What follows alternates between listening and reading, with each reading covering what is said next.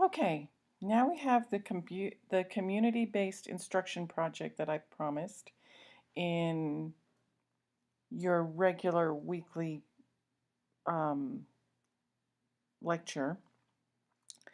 So here's the question. What is it and how do I do it? So what is a CBI? It's a community-based instruction.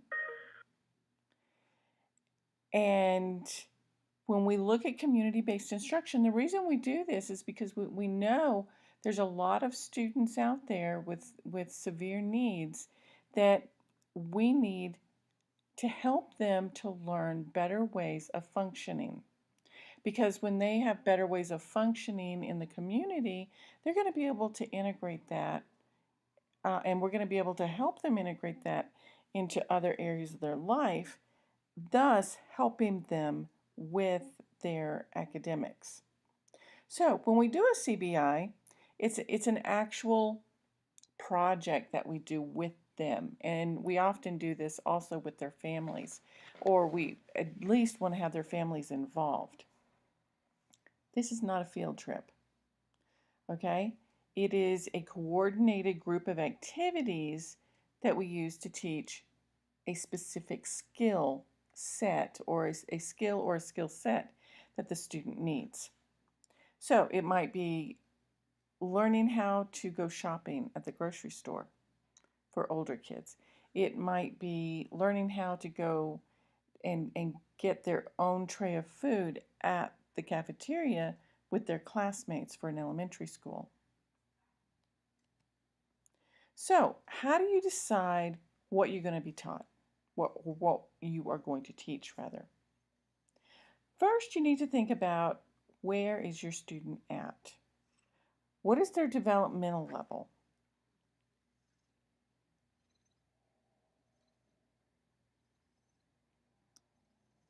And so in looking at their developmental level, you also need to look at, where are they in elementary, preschool, middle school, high school?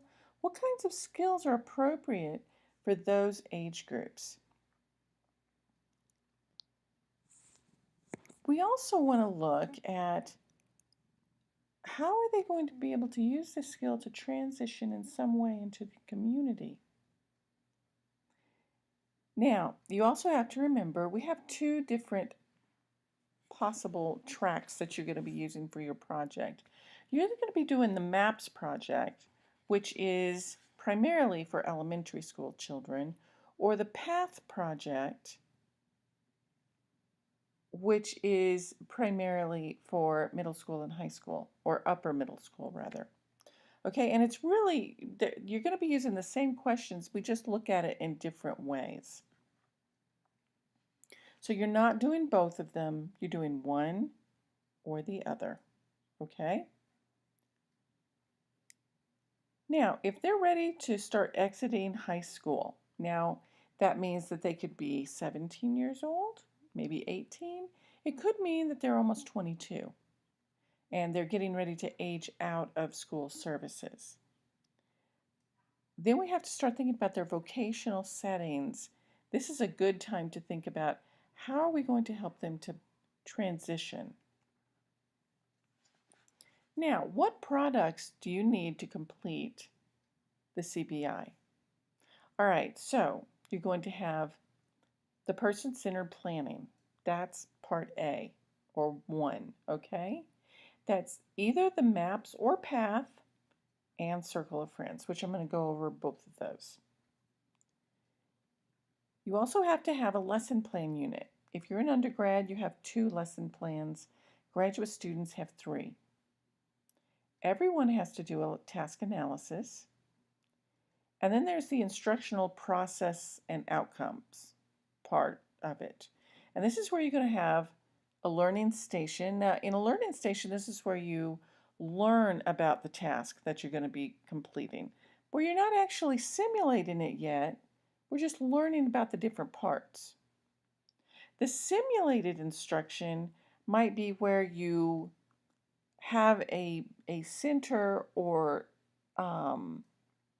area of your classroom that's dedicated to practicing that skill in the classroom.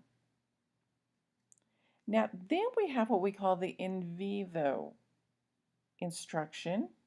In vivo means in real time or in real life. That means we're going to go out and we're going to practice the skill with real people in real time. Then you're also going to have an IEP submission and reflection. Now, this process is not a substitute for the IEP. It's to get us ready for the IEP so that we know what kinds of skills we still need to teach, because by doing this, we're going to learn a lot of other skill sets that are either strengths or weaknesses, things that we need to work on. So your person-centered planning. Now, MAPS was developed by Forrest, Pierpoint, Snow, and Lustos. And what they wanted to do is they wanted to find ways to include students in school, to do a better job of that. And we usually look at it from a same age classroom with non-disabled peers perspective. What does this student with severe needs need to be able to learn in order to function in the same age classroom or setting with non-disabled peers? We need to have positive learning experiences, and it needs to focus on what they can do instead of what they can't do. Now, we have to take into account of what they have difficulty with, but we still have to know what they can do. Okay, so then the Circle of Friends activity you're going to do to help you to better understand your student. So, completed the Circle of Friends, and I'm going to show you a graphic here in a few minutes. It doesn't mean disclosing confidential information to anybody. What it really means is every once in a while you will have that peer that's going to be very closely attached. They already know what disabilities that your student has. And they're very close to the family. They're usually with the student a lot. Now, you can complete it in paragraph form if you want to. You can also do bullets, or you can do a graph. I have a graphical representation I'm going to show you that you can also type onto it. Okay, so all you have to do is copy the little graph, and you can be able to use it in a Word project.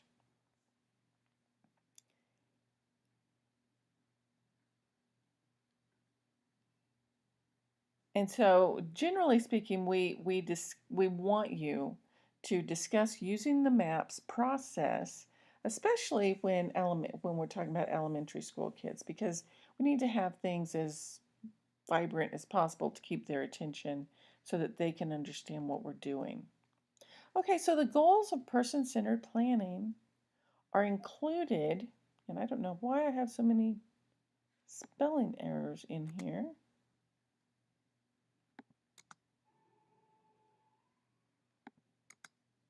I know.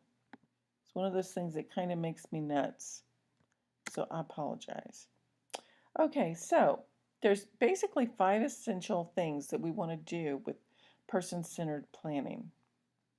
First of all, we want to know that there's a community presence, that they have a membership in their community, that they are considered an integral part of the community that they live in. Because this is going to help them to be able to transition into larger areas of the larger community. And by being a participant in their community, then they're able to gather more friends and allies, which is what we usually consider to be networking. We also want to make sure that we can make decisions about, or that our student can make decisions about everyday matters that are just up to them. And having a valued role in the community also tends to engender more self-responsibility. And so we want to make sure that we also have a the opportunities have to do with competence. So we want to make our students as competent as we possibly can. Okay, now here is the um, graphical organizer I told you about. And as you can see, you can copy and paste this, just like that, into your Word document, and then you'll be able to type and put like text boxes in here, so it's a little easier for you to be able to manage. Now, I like this representation because it gives you more space. Actually, it helps you to utilize the largest amount of space, and you can always expand the boxes. So, and these are just the instructions, okay? And you can always download this again. So, because I'm gonna put it up into D2L for you to be able to see it again. So, just read through this, and all you have to do is just follow the directions. Now, we also have a Circle of Friends planning sheet. Now, this is another way that you can go about doing it. Looking at those important relationships, incidental relationships, and required relationships. So important might be like their inner family, okay? Incidental might be just kids in the classroom that they may or may not spend a lot of time with. Required, that would be kind of like, you know, you, the teacher, the principal. You're going to have a relationship with the principal of some sort. Maybe their pastor, maybe their Boy Scout leader, their Girl Scout leader, people like that. Those are kind of required relationships. Places they need or like to go, having a basic background or maybe a short case study on them. What kinds of things do they like?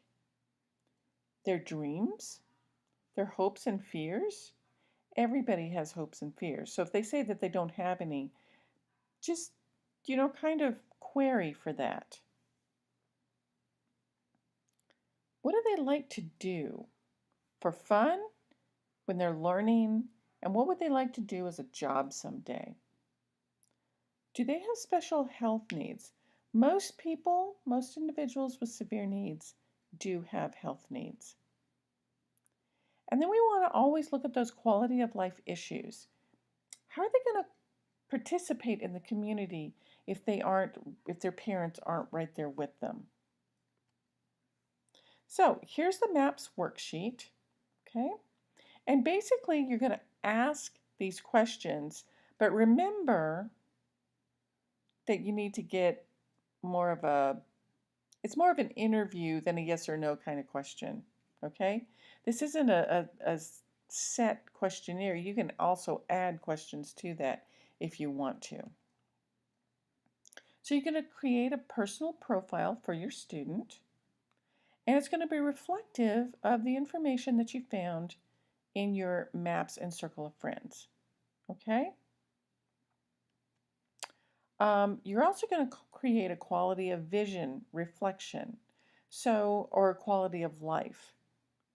So what is going to give your student the best experiences in the life that they have right now the way it is?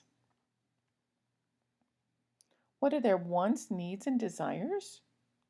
And you can use the same kind of, you can also use a PowerPoint for your project if you so desire, okay? But where does your friend want to go? Where does your student want to go? How can we help them to move in that direction? What are some opportunities in the area so that they can have a job, okay? Are there any specific places where they could work? Walmart is not the only place where individuals with special needs can work. A lot of times that's what we think because it's one of those places that is very, very, for all the negative things that Walmart does, this is one of the positive things that they do. They really work towards helping individuals with severe needs and special needs to be able to work. Are there any obstacles to what they want to do? So, say they decide that they want to um, be a welder.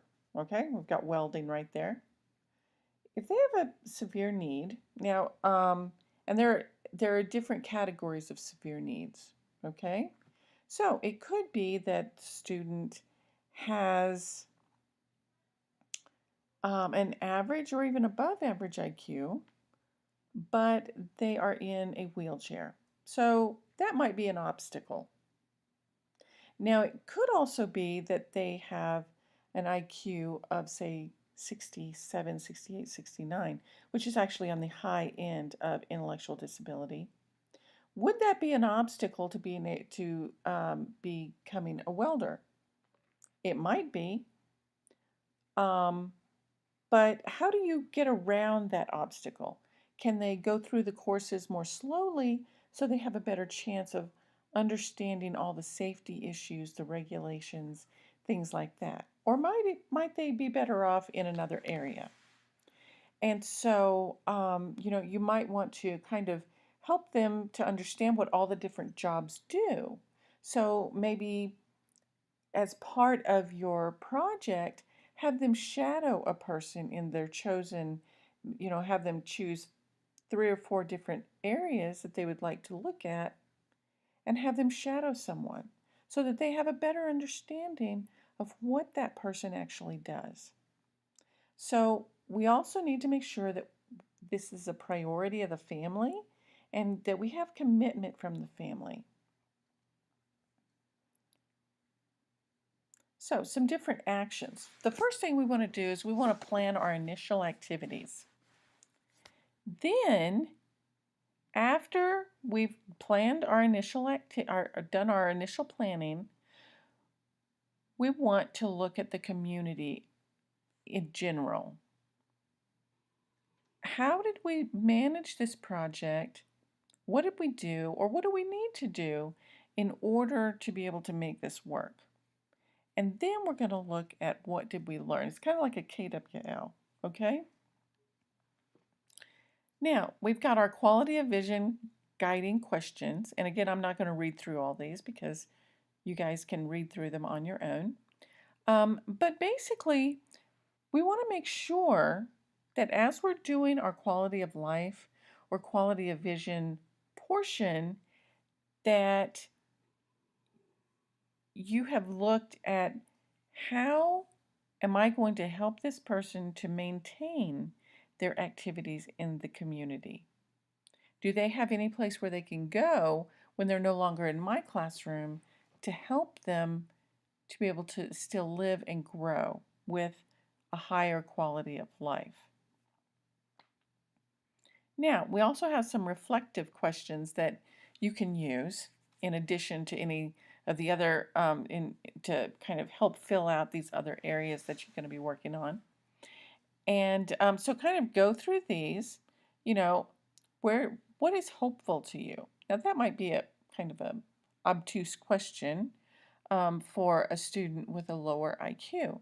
So you might want, and you can rephrase any one of these. Okay, these are not standardized questions. You might want to rephrase that. So, what makes you feel happy about the future? How do you feel about the future? Okay.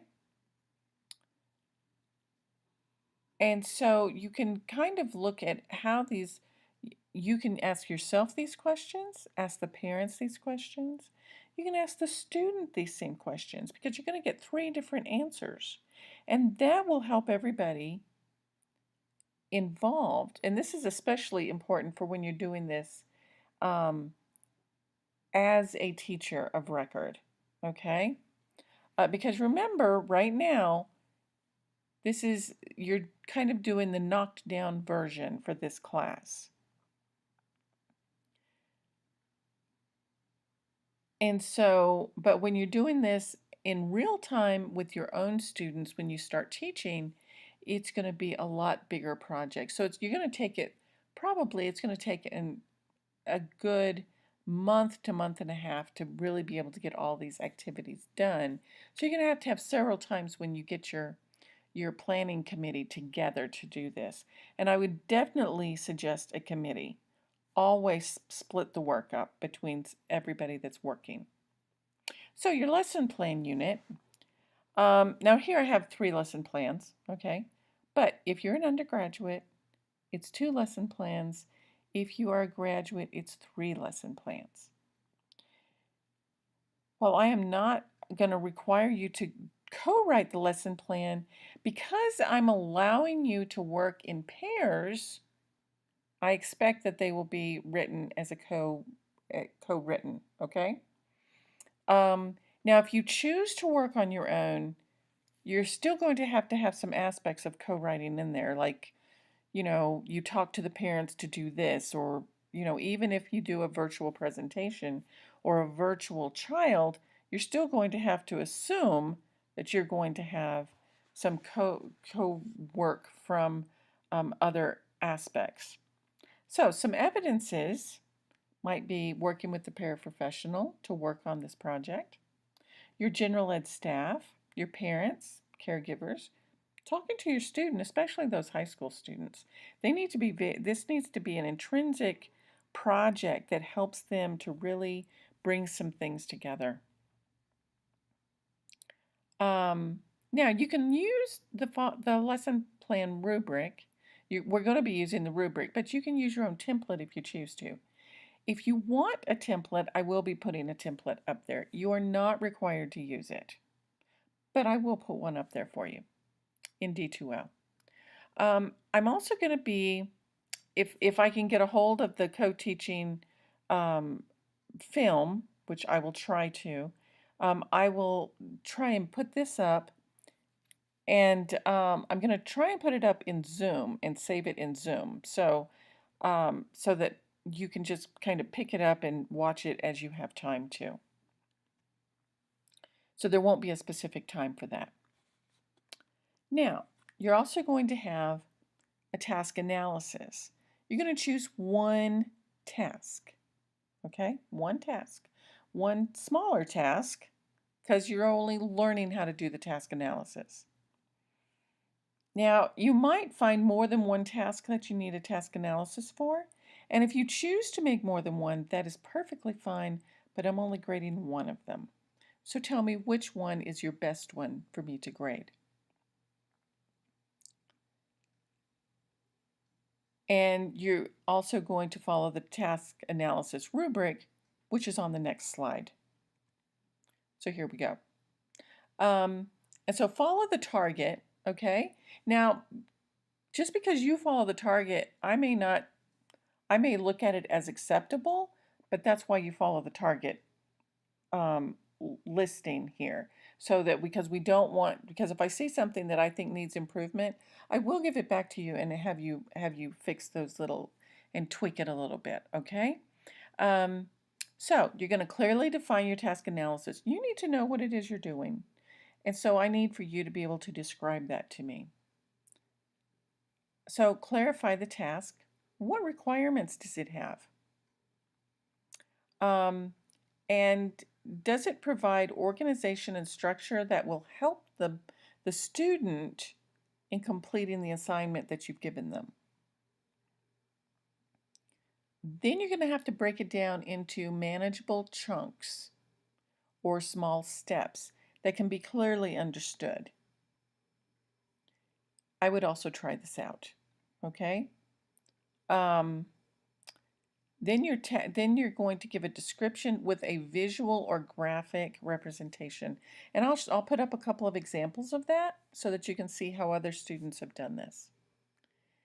You need to use Bloom's taxonomy because even though this isn't a purely academic, we're not looking at academics per se, it's still an academic activity because learning always has some sort of Bloom's involved in it. And then I want you to give me a rationale for why you think that this activity or task should be included. All right, so then you've got your assessment protocol. Assessment, good teaching always has assessment. And you always start out with assessment so that you know how you want to teach it. So you're going to start out with your plan, but then you want to drop down and think about, how am I going to assess this plan? Because that assessment piece is going to tell you how to teach it. So you're going to have to send me all of your probes, and a probe is, like, for example, if we are teaching math and you have your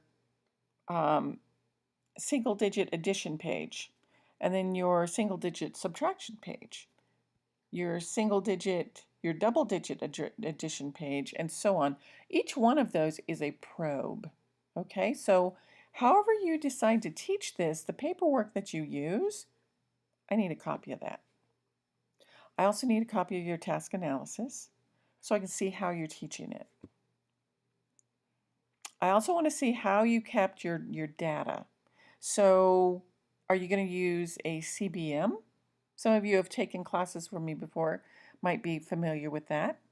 And if you're not, I will put up a description of it. You're not required to use a CBM, but it's really a really good chart for helping you to keep all your data together and organized.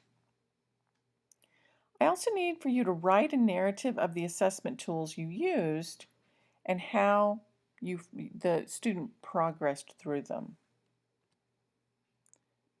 In addition to that, I want to know what kind of assistive technology that you either used or will use if this is a virtual project. And you can use anything. So you can decide, this is a perfect world, and I work at Utopia Elementary, and we have everything we would ever want to use. And we've got all the right stuff here. So you can pick and choose from the cutting edge of assistive technology, or if you don't have that and you want to just go with what's in your school, you can go with that as well. So when you turn your final project in, I should be able to see how you utilized and integrated assistive technology. So I want to see your instructional processes.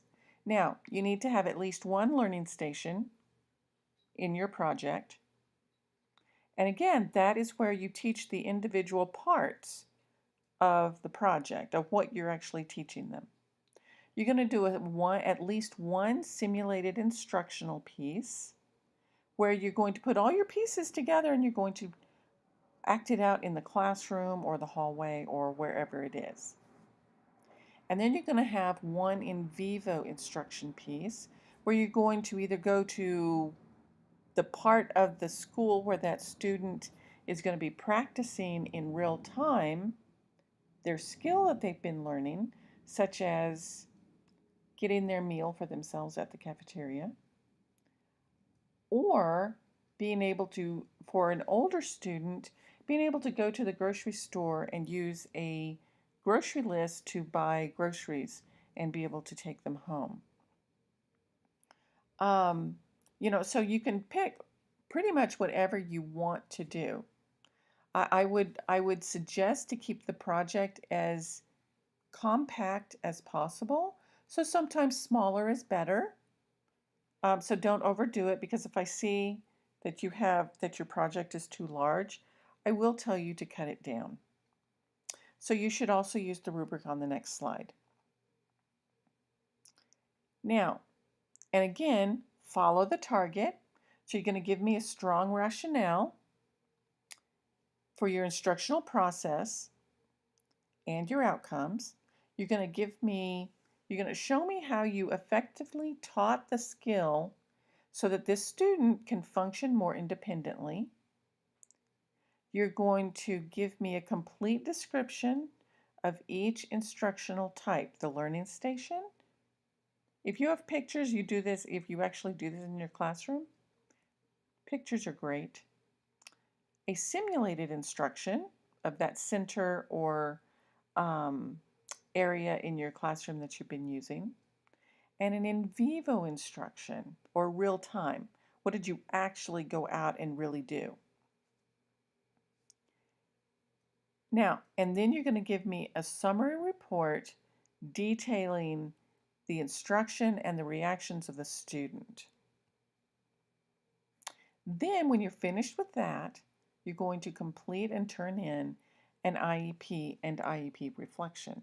Now, granted, I know that a lot of you in class are not actually in the schools or teaching. So again, that's why we do this from a simulated point of view, okay? And I will be putting the current IEP that a lot of people are using. So if you don't have an IEP that you can use, a format that you can use from your local school, I will have one up there for you. And so again, use the rubric that's on the next slide. Again, follow the target, okay?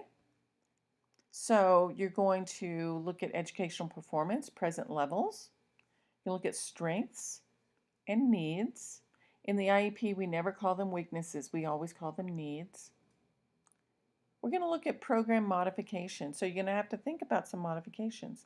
And I will put up I've got this really nice little thing that I downloaded some years ago from a school district that put all of the modifications possibly known to mankind in one place. And so I will put that up for you guys to use.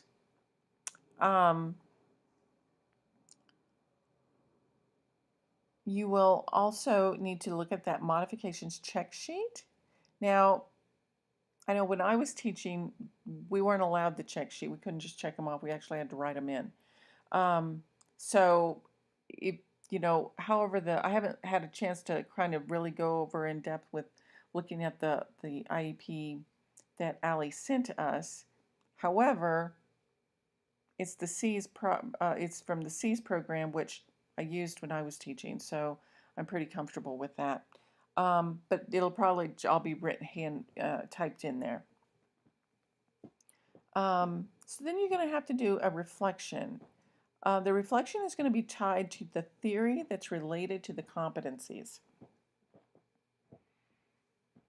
And then the reflection and this is the dilemma here, okay? So you're going to tie the reflection to a theory that's related to the competencies. So characteristics between and among individuals with and without exceptional learning needs. Okay, that might be one theory or theoretical aspect that you come at it from.